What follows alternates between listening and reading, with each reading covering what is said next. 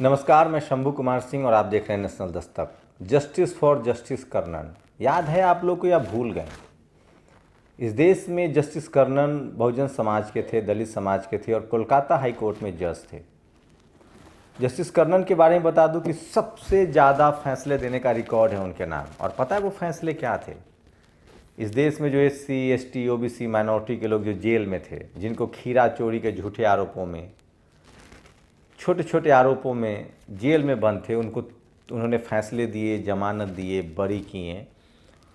वो जातिवादियों की आंखों पर चढ़ गए थे, करप्ट लोग की आंखों में चुभने लगे थे। उन्होंने एक बंद लिफाफे में चिट्ठी लिखी इस देश के प्रधानमंत्री को कि प्रधानमंत्री जी, सुप्रीम कोर्ट समेत कई मद्रास हाई कोर्ट के जज जो हैं वो भ्रष्ट है, इसकी जांच करवाइए। नरेंद्र मोदी ने उस चिट्ठी को उन्हीं जजों को भेज दिया जिन जजों पर भ्रष्टाचार का आरोप था। आपको पता है क्या हुआ? उसके बाद जस्टिस कर्नन को इन जजों ने 6 महीने की सज़ा सुनाई, माफ़ी मांगने के लिए कहा। जस्टिस कर्नन ने मना कर दिया कि मैं माफ़ी नहीं मांगूंगा। 6 महीने की जेल हुई। ये देश बहुजन समाज का कभी नहीं होगा। बहुजन समाज के लोग तिल तिल कर मरने के लिए मजबूर रहेंगे। बहुजन समाज के लोग, मैं लिख के दे रहा हूँ, कभी आपकी रोटी में थाली नहीं होगा, कभी आपके देह पर सम्मान नहीं होगा, कपड़े नहीं होंगे और कभी आपकी डिग्निटी वापस नहीं होगी। आपको जब पता है क्यों? क्योंकि आप डिज़र्व करते हैं। आपको पता है जो आपके लिए लड़ता है ना, आप उसके लिए खड़ा नहीं होते हैं। आपने आज तक सड़क पर खड़ा होना नहीं सीखा है। अगर सीखे होते ना तो बुद्ध के साथ खड़ा होते, जो सबसे पहले आपके लिए लड़े, और हम सब बुद्धिस्ट हो जाते। अगर खड़ा होना जानते तो हम रविदास महाराज के साथ खड़े होते, जिन्होंने उस समय में हमारी लड़ाई लड़ी। अगर खड़ा होना जानते तो हम कबीर के साथ खड़े होते और हम सब कबीरा हो जाते। अगर खड़ा होना जानते तो हम फूले के साथ खड़े होते और हम सब सत्यशोधक समाज बन जाते। अगर हम खड़ा होना जानते तो बाबा साहब अम्बेडकर के साथ खड़े होते और नेहरू कांग्रेस की लाख कोशिश के बाद वो चुनाव नहीं हारते। अगर हम खड़ा होना जानते तो माननीय कांसी राम साहब के साथ खड़े होते और इस देश में हमारी सत्ता होती। अगर हम खड़ा होना जानते तो जस्टिस कर्नन के साथ खड़े होते। और खड़ा होने का मतलब क्या है जानते हैं? बाबा साहब ने जो आपको एक वोट का अधिकार दिया है ना, जो संवैधानिक अधिकार दिया है ना, वह सम उसके साथ सिर्फ खड़ा हो जाए ना सड़कों पर, तो इस देश में किसी की औकात नहीं है कि वो आपके अधिकार छीन ले, उसकी चूल्हे हिल जाएंगी। आप बताइए, इस देश में जातिवाद का इससे बड़ा सबूत क्या हो सकता है कि 4 जज खुलेआम, रंजन गोगोई एक प्रेस कॉन्फ्रेंस करते हैं और वो दीपक मिश्रा जो चीफ जस्टिस ऑफ इंडिया, उन पर आरोप लगाते हैं और उसको कुछ नहीं होता। बाद में वो चीफ जस्टिस ऑफ इंडिया बनते, लेकिन वही जस्टिस कर्नन जब भ्रष्टाचार के आरोप लगाते हैं तो उनको 6 महीने की सज़ा हो जाती है, लेकिन हम खड़ा नहीं होते हैं। हम रोहित वेमुला के साथ खड़ा नहीं होते हैं। हम मरने के बाद मातम तक नहीं बनाते हैं। हमारी नस्लें गूंगी पैदा होंगी। मुझे रोज़ फ़ोन आता है, सबको अपनी पड़ी है, सबको डर है। मुझे नहीं पता किस बात का डर है। राहुल गांधी को डर नहीं है जिसके पास अरबों खरबों की संपत्ति है। संजय सिंह को डर नहीं है जो रोज़ योगी से 6 पाई देते हैं। हमारे लोग को पता नहीं कि, मैं फिर कह रहा हूँ, कल मुझे भी मार दिया जाएगा, आप भूल जाएंगे, लेकिन मैं एक बात लिख के दे रहा हूँ। मुझे जगदेव बाबू की एक लाइन याद आती है, मुझे पेरियार की एक लाइन याद आती है, मुझे जो दक्षिण भारत के पेरियार थे उनकी लाइन याद आती है, मुझे लल्लई सिंह यादव की लाइन आती है कि पिछड़ा समाज इसलिए पिछड़ा है कि वो हिजड़ा है। वो साफ कहते थे क्योंकि आप अपने अधिकार के लिए सचेत नहीं हैं।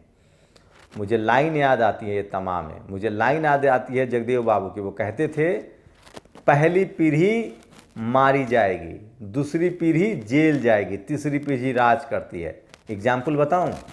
हेमंत सोरेन, उनके दादा की हत्या हुई थी, उनके पिता को जेल भेजकर प्रताड़ित किया गया, आज वो मुख्यमंत्री हैं।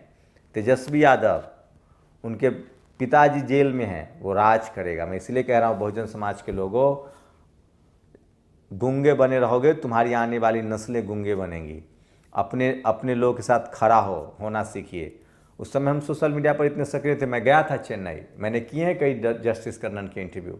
इस देश में मार्कंडे कार्ड जिसको आप लोग बहुत प्यार करते हैं, माफ़ी मांग ली उसने कोर्ट से, आप लोग को बहुत दर्द हो रहा है प्रशांत भूषण के लिए। वही प्रशांत भूषण है जब बीएसपी सुप्रीमो मायावती बहुजन समाज के मान सम्मान की प्रतीक पार्क बनवा रही थी तो ये जनहित याचिका डालती। इनका काम यही है, जनहित याचिका डालना, मोटा माल कमाना।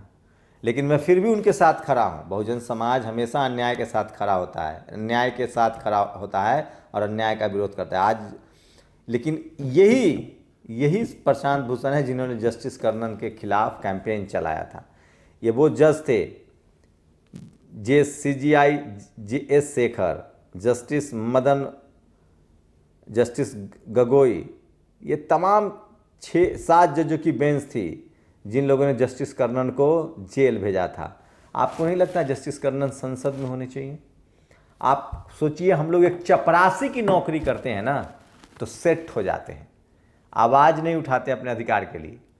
मान्यवर कांसीराम साहब वैज्ञानिक थे DRDO में, लात मारी थी नौकरी की। बहन जी टीचर थी, लात मारी थी नौकरी की। रामविलास पासवान SDO बने थे, लात मारी नौकरी थी। मैं फिर कह रहा हूँ, जिस दिन आपके मन से डर निकल जाएगा ना, उस दिन आप जस्टिस कर्नन होंगे। लेकिन मैं इस देश के बहुजनों से अपील करता हूँ, आप खड़ा होइए। जस्टिस कर्नन जैसा जज नहीं मिलेगा इस देश में। जस्टिस कर्नन ने माफ़ी नहीं मांगी और इसलिए आज कैंपेन चल रहा है और हमें खड़ा होना चाहिए और जस्टिस कर्नन को हमें संसद पहुंचाना चाहिए। और अगर हम ये नहीं कर पा रहे हैं, सोचिए उन लोगों की राजनीति जो आतंकवाद के आरोपी को हिंदुआइजेशन के नाम पे संसद पहुंचाते हैं। हम अपनी योद्धाओं को भूल रहे हैं, हमें समझना पड़ेगा। और मैं वीडियो जो बनाता हूँ ना, मेरा कोई भी वीडियो आखिरी हो सकता है, लेकिन मैं आप लोगों को जगाने के लिए, और मेरी बाबा साहब की वो सीख याद है, ज़िंदगी बड़ी नहीं शानदार होनी चाहिए। मैं रोज़ जीता हूँ इस उम्मीद में कि मेरी मौत बहुत शानदार होगी, मैं किसी के गोली से मारा जाऊँगा या मैं लंबा जेल जाऊँगा। मैं साधारण मौत नहीं मरना चाहता, मैं अपने उम्र की मौत भी नहीं मरना चाहता। मैं चाहता हूँ कि मैं अपने महापुरुषों की तरह संघर्ष करते हुए मरूं, या फिर वो मौत किसी जातिवादी मनुवादी की गोली से हो, या वो मौत किसी जुल्म के खिलाफ हो। मेरे आदर्श मंडेला हैं, मेरे आदर्श बाबा साहेब हैं। और मैं ये क्यों करता हूँ? क्योंकि आपको अपनी डिग्निटी के लिए, अपने सम्मान के लिए लड़ना पड़ेगा। और मैं इसलिए भी करता हूँ कि आज मेरे तन पर कपड़ा है, मेरे शरीर में जुबान है, तो उसकी वजह है जस्टिस कर्नन, उसकी वजह है बाबा साहब के सेक्रीफाइस। आपको क्या लगता है, ये नौकरी, ये आज़ादी, ये घर, ये टीवी, ये बीवी आपको मुफ्त में मिला है? हमारे लोगों ने, महापुरुषों ने सेक्रीफाइस किया है इसके लिए, तब जाके मिला है आपको।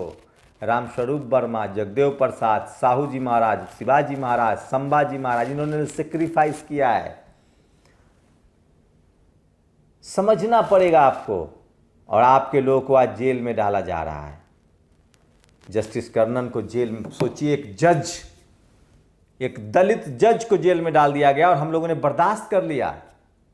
अमेरिका में एक अश्वेत की हत्या होती है, वो बर्दाश्त नहीं करते। इसलिए कह रहा हूँ, जस्टिस कर्नन को न्याय दीजिए। जो ट्विटर चल रहा है इसको ट्रेंड कराइए, जस्टिस फॉर जस्टिस कर्नन। और शायद दिलीप मंडल इसीलिए लिखते हैं, जस्टिस कर्नन और प्रशांत भूषण को एक ही अपराध और धारा यानी कंटेप्ट ऑफ कोर्ट में दोषी माना गया। अम्बेडकरवादी जस्टिस कर्नन को 6 महीने जेल की सजा हुई थी। सोचिए, जस्टिस कर्नन, प्रशांत भूषण को कितनी सजा होगी? शायद कोई सजा नहीं होगी। मैं इसलिए कह रहा हूँ, जस्टिस कर्नन को इंसाफ मिलना चाहिए और वो झुके नहीं। वो कब, बाबा साहब ने अपनी आत्मकथा वेटिंग फॉर ए वीज़ा में लिखा है कि उन्होंने क्लास में बाहर बैठना पड़ा और घर में उन्हें पानी भी नहीं पीने दिया जाता था। अपने किसी टीचर की तारीफ उन्होंने नहीं की है। Justice for justice Karnan. तो मैं फिर कह रहा हूँ, जस्टिस कर्नन के साथ इंसाफ हो। ये जो पाप किया है, जो मैं कह रहा हूँ, ये जुडिशियरी में सबसे ज़्यादा पापी लोग बैठे हैं, जातिवादी लोग बैठे हैं। कोलेजियम सिस्टम लागू होना चाहिए। और मैं इसलिए कह रहा हूँ, मुझे प्रशांत भूषण जी के प्रति उतनी ही हमदर्दी है जितनी हमदर्दी उन्होंने जस्टिस कर्नन के प्रति थी, न ज़्यादा न कम। यही प्रशांत भूषण ने जस्टिस कर्नन को नीचा दिखाया था, लेकिन हम फिर भी जस्टिस प्रशांत भूषण के साथ हैं। लेकिन मैं बहुजन समाज से अपील करता हूं कि इन तस्वीरों को याद कीजिए जिसमें जस्टिस कर्नन जेल से निकल रहे हैं। 6 महीना उन्होंने जेल काटा था। वो मैं इंटरव्यू आज दोबारा लगाऊंगा। मुझे लगता है कि अगर हम लोगों ने जस्टिस कर्नन को संसद नहीं भेजा तो इस देश का, इस बहुजन समाज का अन्याय होगा और फिर कोई जस्टिस कर्नन खड़ा नहीं होगा। जब हम चपरासी की नौकरी करके सेट हो जाते हैं तो कोई जज बन के क्यों सेट होगा? और मैं फिर कह रहा हूँ, ये लड़ाई किसी ठेला वाले, रिक्शा वाले का नहीं है। ये लड़ाई किसी गरीब मजदूर किसान, हमारा बाप नहीं लड़ पाएगा। ये लड़ाई हमें लड़नी पड़ेगी, जैसे मान्यवर साहब ने लड़ा, बहन जी ने लड़ा, जैसे बाबा साहब ने लड़ा, पढ़े लिखे तबके को लड़ना पड़ेगा। और अगर आप नहीं लड़ेंगे तो आपकी आने वाली नस्लें इसी तरह से प्रताड़ित। सोचिए, जब आपका हाई कोर्ट का जज जेल भेजा जाता है तो आपकी क्या औकात है और आप क्या सोच रहे हैं? आप पुलिस, दरोगा, डीएम, एसपी, सोशल जस्टिस मंत्री बन के खुश हैं? अरे 5 बार का थावरचंद गहलोत सोशल जस्टिस मंत्री ही बना रहता है और 1 बार का निर्मला सीतारमण फाइनेंस मिनिस्टर बनती है। क्या बात कर रहे हैं आप? जब तक बहुजन लीडरशिप की पार्टी नहीं आएंगी, तेजस्वी, अखिलेश, मायावती, लालू की पार्टियां नहीं आएंगी, आपकी यही हालत होगी। आज ऐलान कर दिया है हेमंत सोरेन ने कि मैं SC ST OBC का आरक्षण बढ़ाऊंगा नौकरियों में, ठेकेदारी में, प्राइवेट कंपनियों में। ये तभी होगा जब बहुजन लीडरशिप वाली पार्टी आपको चुननी पड़ेगी और ये आपको समझना पड़ेगा और इस देश के मुसलमानों को समझना पड़ेगा। आपको आज अछूत बना दिया गया है। सोचिए, जब बहुजन समाज का जस्टिस कर्नन जेल में भेजा जा सकता है तो हमारी आपकी औकात क्या है? 187 OBC के सांसद, 131 SC ST के सांसद संसद में बैठे हुए, औकात क्या है उनकी? क्योंकि उनकी लीडरशिप वाली पार्टी नहीं है।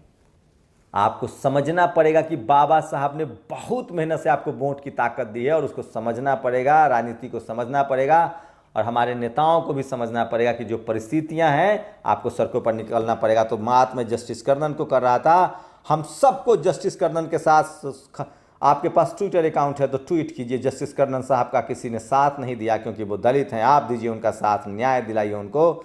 6 महीने के लिए उनको जेल भेजा गया था और वो एक इतिहास में धब्बा था, वो जुडिशियरी सिस्टम पर धब्बा था।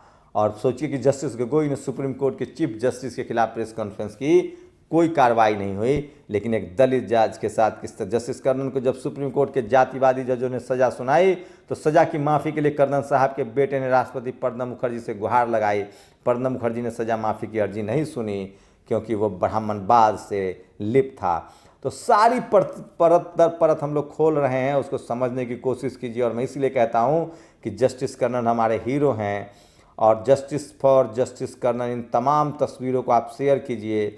और दिलीप मंडल और तमाम नितिन मिश्राम जैसे लोग जो कैंपेन चला रहे हैं, मैं फिर कह रहा हूँ, अगर हम जस्टिस कर्नन के साथ खड़े नहीं हुए, उनको हमने संसद में अपना नेता नहीं बनाया, तो बहुजन समाज में फिर कोई जस्टिस कर्नन बनने की हिम्मत नहीं करेगा। आप लोग की क्या प्रतिक्रिया, अपनी प्रतिक्रिया जरूर दीजिए। शुक्रिया। नेशनल दस्तक की आपसे गुजारिश है कि अगर इसको बचाना चाहते हैं तो नेशनल दस्तक को सब्सक्राइब करने के लिए रेड कलर के सब्सक्राइब बटन को दबाएं, फिर बेल आइकन की घंटी दबाएं। नेशनल दस्तक को बचाने के लिए बहुत जरूरी है कि हर खबर को शेयर करें, लाइक करें, कमेंट जरूर करें।